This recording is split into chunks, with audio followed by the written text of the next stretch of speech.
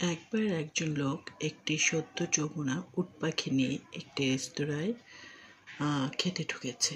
যথারীতি ওয়েট্রেস এলো অর্ডার নিতে। লোকটি বলল, আমি একটি হ্যামবার্গার, ফ্রাই এবং একটি কোক অর্ডার করছি।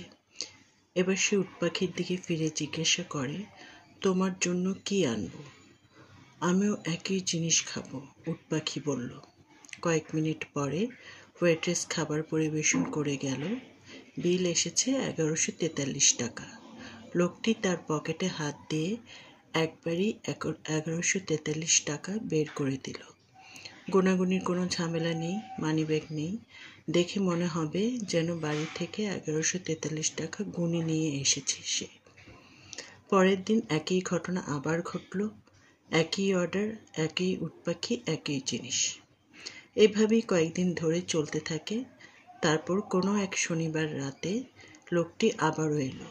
ওয়েট্রেসকে একটি স্টেক, বেকড আলু এবং একটি সালাদের অর্ডার দিল। একই জিনিস উট পাখিও অর্ডার দিল।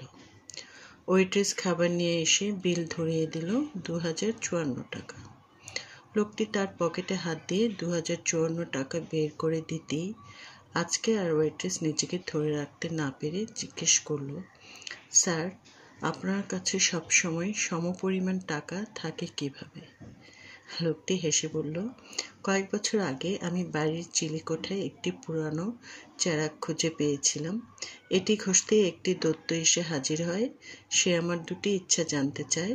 আমার প্রথম ইচ্ছে ছিল যে যখনই আমার কোনো কিছুর জন্য অর্থের প্রয়োজন হবে, আমি কেবল আমার পকেটে হাত দিয়ে যেন সঠিক পরিমাণ টাকা খুঁজে পাই, না কম না বেশি।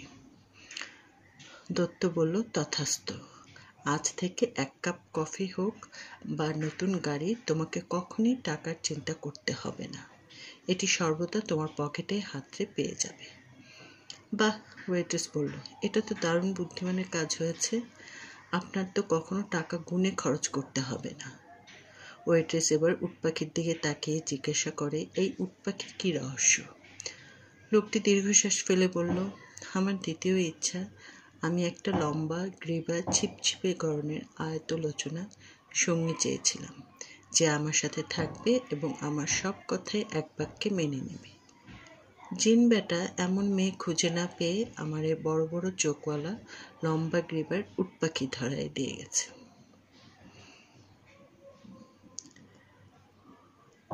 এই অনুগল্পটি ভালো লেগে থাকলে আপনারা আমার চ্যানেলটি সাবস্ক্রাইব করবেন। ধন্যবাদ।